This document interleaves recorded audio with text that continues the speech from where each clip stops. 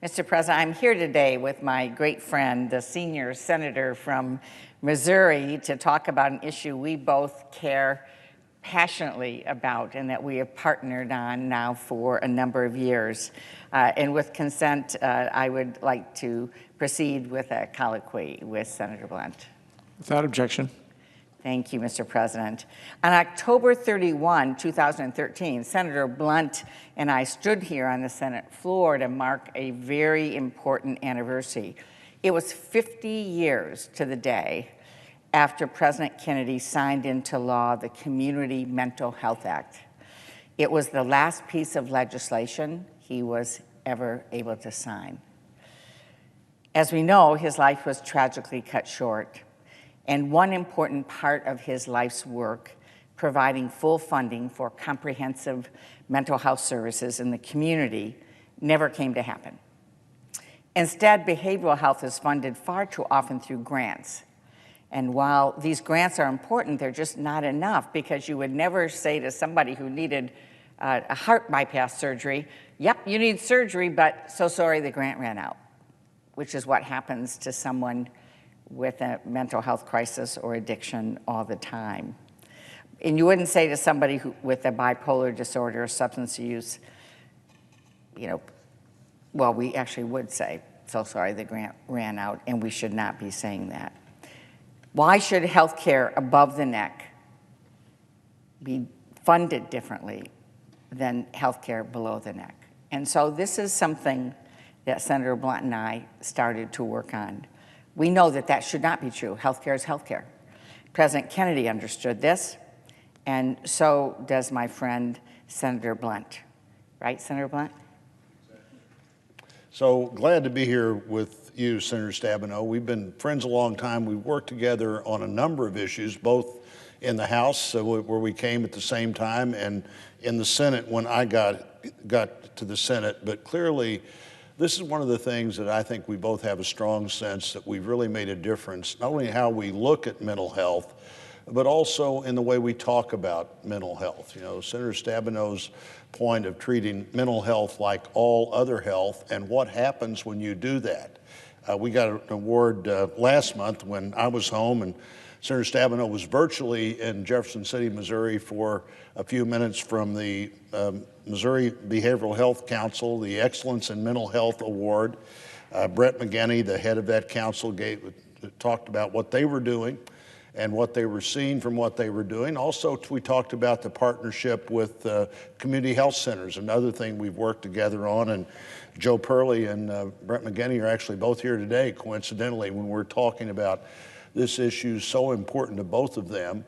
I've often thought about the same time of discussion we had in 2013, as Senator Stabenow just pointed out. We went through the Community Mental Health Act from 1963, and it became apparent that many of the things that probably should have been closed but were serving a need did get closed, but then the support system didn't come in the way that anybody would have envisioned when that came together. And I can remember in Missouri when some of our mental health facilities, our hospitals were closed, and that was a fine thing if you had what the bill that President Kennedy signed had in mind, and I think what we've had in mind. One of the things that we've looked at is we've looked at the 41 states now that have some effort, some unit of excellence in mental health, the certified community behavioral health centers in their state. Maybe it's a big county, maybe it's a city that was able to qualify with the 365 days a year, 24/7 standards with the kind of staff available that you have to meet that criteria first.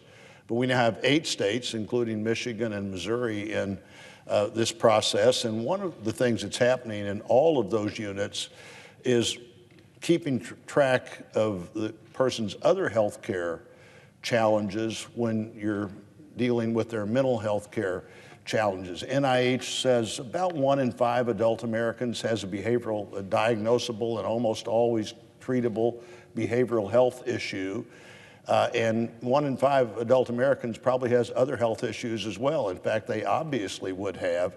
And one of the things we've been trying to keep track of is what happens in the real confined healthcare world when you deal with people's mental health problems like they were any other health problem. Do they start showing up at appointments more frequently? Do they take the medicine that they're supposed to take for either behavioral health issues or other health issues? Eating better, sleeping better, feeling better about themselves. And I think it's pretty clear and totally logical that that would be exactly what happens.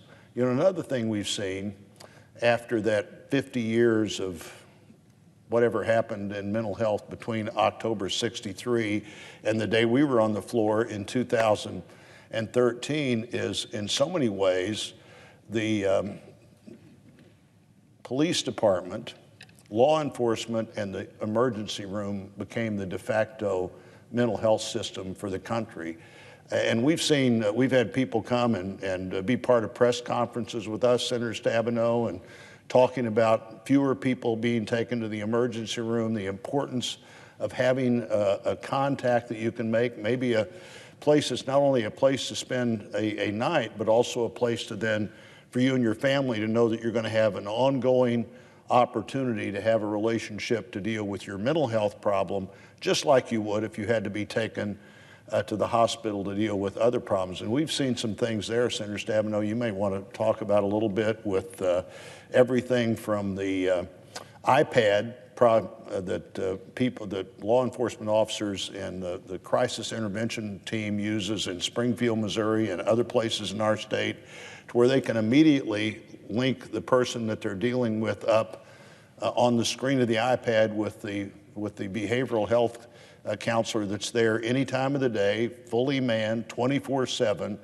and see what begins to happen when a professional is dealing with a person in crisis. And I've seen that happen, and I'm sure I was there with probably the best crisis intervention center that the police department had, person that they had. But you could tell a difference when they start looking at that screen and talking to somebody, not only as a behavioral health specialist, but also who's just a little bit removed, but totally prepared to enter into that discussion. And we've had lots of people talk about the impact on departments and emergency rooms. Senator Stabenow. You know, Senator Blunt, I couldn't agree with you more. And I don't know about you, but when we first started and we knew this was going to be a step-by-step process, we weren't able to go nationwide. We had to prove the concept would work of really providing comprehensive services, not just what is done in most states, like in Michigan, where it was Medicaid funding for people seriously mentally ill, but if you weren't seriously mentally ill, there was no support for anybody else. And so doing a concept like federally qualified health centers, which I've been so proud to be your partner on, where you say, okay, if you meet high standards, we will fully fund your capacity then to provide services if you meet high standards, which is what the whole point is. And after only 2 years of doing that with the 8-state demonstration project, I was really blown away, and I think you were too, that after only 2 years, that the kind of results that they were able to get was so meaningful. And HHS, and by the way, under both Democratic and Republican presidents, have embraced this and supported this, which has been wonderful. But after only 2 years, they found 63% fewer emergency room visits. So, and I remember being in one of the press conferences we did with a police chief from Oklahoma, talking about how it was so difficult to, if they had someone that needed care, and then they would drive hours and go sit in the emergency room with them.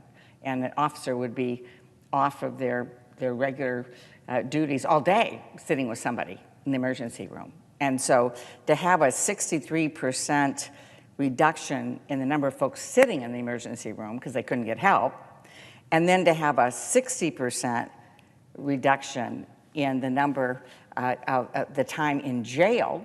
And so, I'm not surprised that sheriffs and police chiefs, law enforcement officials across the country are our biggest supporters in terms of having comprehensive community behavioral health clinics, because they want people to get help. They don't want them going to jail, just sitting in jail. And the other thing that was so important, I thought, was about a 41% decrease in homelessness. And so, and oftentimes the iPad that you're talking about may be someone on the ground, on the street, and an officer will be asked to respond. And the fact that they can put someone, a social worker or a psychologist or someone on the iPad, on FaceTime basically, to talk to someone and get an initial diagnosis of what's going on, what kind of help they need, where they should go, and so on, has been so effective. And I know for law enforcement, such a relief that they have tools that they can use. And we're seeing that over and over again. One of the things we require, of course, is to be able to get this full funding as healthcare, that you have a 24-hour psychiatric crisis operation, which I think has been some of the most important pieces of it. So I don't know about you, but the results to me have been amazing. And we now have 10 states in demonstration project, and we're ready to offer this opportunity to states across the country. Well, we are, and you know what you were talking about the getting people into the healthcare system instead of the criminal justice system is obviously what one of the goals we should have. Missouri was started in January 2017, and in that first 4 years, they served more than in these certified centers. They served more than 150,000 Missourians, more than 3,500 veterans, and that was a 41% increase over the 4 years of not being in the program to being in the program. And not only did you serve people, but because of the way this is set up, you're able to serve people so much more quickly. You've able to have the staff that you can have because you know you've got the funding you need to have the staff. Largely, this is an increase of the Medicaid coverage, but the other Medicaid costs go down more than the behavioral health costs add to the system. And you know, we've always known that this was the right thing to do. Right thing to do in the long run, right thing to do for police officers, right thing to do for the emergency room, right thing to do for the prison system, right thing to do for people being at work. But I think what we're showing here is not only is it the right thing to do and saves money over time, but the right thing to do and largely pays for itself, and maybe more than pays for itself within the immediate context of healthcare. And that's one of the things we're looking at. And you know, what we saw in the last 2 years with COVID was the real crisis that became part of that healthcare crisis, the mental health crisis of isolation, of people who develop some kind of dependency. You know, if you don't have a mental health problem before you become dependent on opioids or something else, you have one as soon as you become dependent on those problems. The suicide numbers went up, and having a structure in place ready to reach out and man the suicide hotline to get people to where they need to get. You know, there's no waiting list for somebody who's thinking about doing harm to themselves or others. We need to have a society where we understand that's an immediate problem. It has to be dealt with immediately, and it's a societal, not only a societal goal, but actually it should be one of our primary responsibilities in the society. And I think that's what we're seeing here over and over again, Senator Stabenow. I agree. And you know, when I think about COVID and all the increased stress on children and young people, and as you said, the increased number of suicides and all the pressures on everyone, from those on the front lines that were taking care of patients in the hospitals, and the stress of families and so on, we know that it's even more important that we eliminate the stigma of what it means to ask for help, mental health help, or if you have an addiction, to be able to ask for help. But it's not enough just to eliminate the stigma. You have to have the service. You have to have the service in the community. It has to be quality services. It has to be funded in a structural way where you're supporting the staff. And again, modeling this after community health centers, which are widely supported. Every community in the country, strong bipartisan support. By our picking up that model and basically saying we need to do that for mental health and addiction, as well as physical health, we're just extending something that has shown such success in the community. And now, because of what's happened and all the pressures under COVID and so on, it's even more important that folks who need help can be able to get that. You know, I think of someone who has struggled with addiction their whole life, and they finally get the courage up. They're going to go ask for help. The ability to walk into a clinic, say, I need help, and to have somebody say, come on in. I think in almost in all of the states that once they get this fully running the way they hope it will, that everybody that needs to be seen the first day is seen the first day. Right. You know, there may be occasional evaluation where you talk to somebody and realize this is something that you don't have to put at the very front of that day's line. But if you need to be at the front of the line, you get to go to the front of the line. If you need to be seen the first day, you get to be seen the first day. No more 7-day waiting period for a crisis moment. Right. People still may have to occasionally wait and come back tomorrow or come back Wednesday or whatever the schedule might be. And I think that's critically important. And then now, Senator Stabenow, what you and I are trying to do is to further expand the opportunity. You know, the president said in his State of the Union message, let's get all Americans the mental health services they need. That's a quote. Let's get all Americans the mental health services they need. That was a goal in the President's State of the Union message. It should be a significant goal for the country. And what we'd like to see happen in this Congress is the expansion of excellence in mental health to every state that wants to do it. Initially, we had 24 states apply to be part of the 8 pilot states. 19 of them went all the way through that entire process. You know, all 50 states may not apply, but we'd like to create an environment where all 50 states could apply. And frankly, every time we get a score on this bill, the score is a little lower than it was before, because I think the facts are beginning to persuade even the Congressional Budget Office that this makes economic sense to do. And there may be some startup cost, but the long-term cost may be actually long-term savings. If you can do the right thing and save money while you're doing it, Mr. President, that's a pretty good place to be in for a society or a government or a country. And that's what we're trying to get done, Senator Stabenow, in this Congress. Absolutely. And we invite all of our colleagues to join us. We have a great bipartisan effort going on with our excellence in mental health and addiction treatment legislation of 2021 that would open the door for all states. We know that many, many states and certainly local communities are very interested. We can do this. We can actually get this done. And when I heard the president speaking about this, I know I had a big smile on my face, and I think you as well, Senator Blunt, we were like, all right. This is the next step. I'm so excited to see the president agreeing with this and speaking about it in his State of the Union. I'm looking forward to his including this in his budget, which will be coming out very soon, supporting and embracing a nationwide program. And I am just so very, very pleased that this is a model that frankly has survived both Democratic, Republican presidents, Republicans, Democrats, House members, Senate members, local communities, governors, and so, because it works. Everybody is looking at this.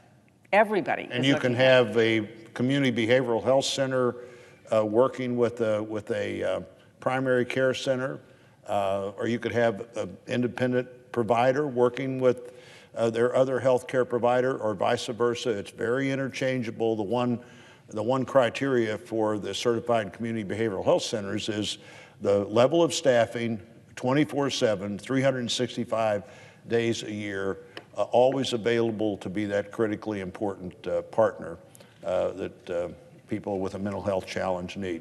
Absolutely. And frankly, their families and people who care about them need it as well. And this is a big challenge for the individual that has a behavioral health problem, but it can be an equally big challenge for people who care about them. It really is about families. And so, Mr. President, I just want to close by saying I am so grateful for the partnership that Senator Blunt and I have had. He thinks he's retiring at the end of the year. I'm actually going to put him in a closet and not let him leave because he has been such a champion both in his role on appropriations as well as partnering for long-term funding. This is important. This is something real and tangible and meaningful that we can all do together, and I'm excited and hopeful we're going to take the next step this year together. We are too, and Mr. President, we look forward to you joining us in this effort.